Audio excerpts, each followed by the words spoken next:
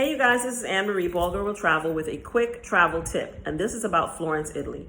You all know that Florence is one of my favorite places. I have been here since 2017. I've been visiting Florence pretty much every year except COVID. It's my favorite place. I call it my happy place. But I do want to share some tips for people who are traveling to Florence for the first time, because I have noticed some things in my latest visit that I want you to be aware of. So tip number one.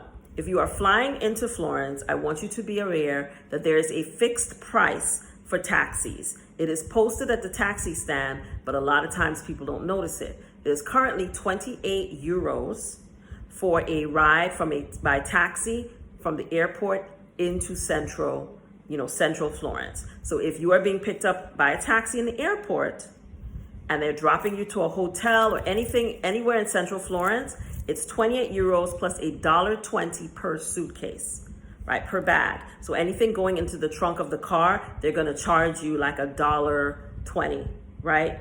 So it's gonna usually be about 30 euros if you have 2 bags with you, right?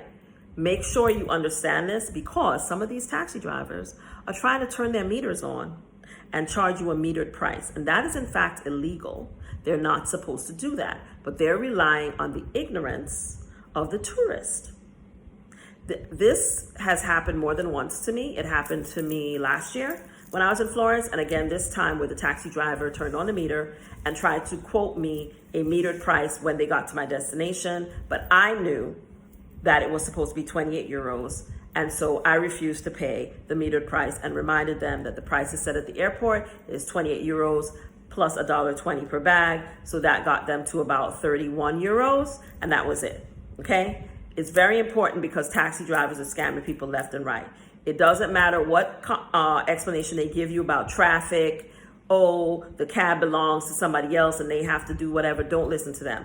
You tell them this is what the law is and ask for their taxi cab number, and they will back down because they don't want you to report them because they're breaking the law. Okay, so that's tip number one. Make sure you read the post above the taxi cab stand when you go to get in a taxi, so that you know what the set price is. It changes. Last year it was 25 euros, now it's 28. So make sure that you look at the sign or Google it before you fly into Florence, so that you know what the price is, okay? Next tip.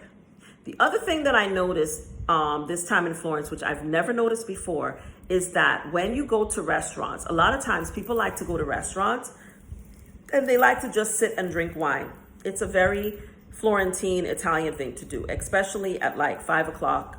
People will go have drinks on the square and in other places. In Florence, I'm gonna tell you right now, avoid drinking on the main squares. Anywhere near the Duomo, anywhere in the main squares, everything is more expensive and the food is subpar, right? If you're gonna have drinks in the square, don't have dinner there. Find other restaurants.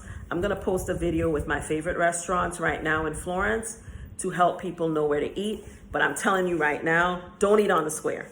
The restaurants on the side streets are always better than the restaurants on the square. You can also simply Google and find out what the top restaurants are on TripAdvisor, or ask a local. If you're staying in a hotel, you're staying in Airbnb, ask a local. They will always steer you to restaurants that are better than any other restaurants that you're gonna find elsewhere.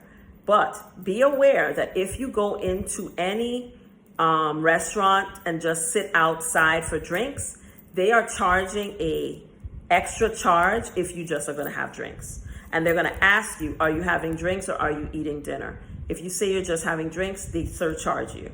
So keep that in mind. I noticed it at lunchtime. I noticed it at dinner time. But they are definitely charging a surcharge now. And this is not something that was happening in the past, but they're doing it now, where they're charging you a surcharge if you're just going to order a drink and you're not going to order food. If you order food, then they don't charge you the surcharge. The third tip I want to give you is about water. So if you're American, you're used to going to a restaurant, you ask for water, especially if you ask for tap water, there's no charge. In Italy, they do not give you tap water. Even if you ask for it, they will not give it to you, even though the water in Italy, especially in Florence, is clean and you can drink it out of the tap. But they're going to always bring you bottled water, and they're going to charge you at least $3 to $7, 3 to 7 euros, not dollars, euros, for the bottled water. So if they ask you, the first thing they will ask you as soon as you sit your butt down at the table is, would you like some water? but they're not going to tell you there's a charge. So you need to ask, how much is the water? Ask. Before you say yes, ask, how much is the water? Okay? Because there will be a charge and you don't want to be shocked. The other thing that you want to know is that almost all the restaurants are charging a service charge. So when you go to the restaurant for dinner, there is a service charge. And sometimes it might be 2 euros, 3 euros, but there's a service charge. So another thing you want to ask is there a service charge and what is it?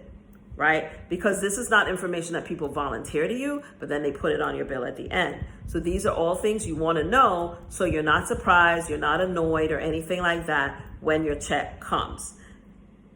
In Italy, tipping is really not really expected. It's appreciated, but you leave a tip at your own discretion. You really don't have to. People do appreciate it if you do it, but they do not expect it. So you can leave 10% is more than enough, and people are appreciative of it. You do not need to be 15 and 20% and 18% like in the US, because people are paid a living wage here, and so you don't have to leave a tip. You can leave one if you want to. People do appreciate it if you do, but you don't have to. But I hope these tips are helpful because, you know, I've been in Florence many, many times, and I do notice these changes and things, and I want people to come and enjoy themselves and not be surprised and not be turned off by some of these things that I've noticed. You know, the economy is in flux everywhere in the world, and people are trying to make more money everywhere in the world. And so I think that's driving a lot of this stuff.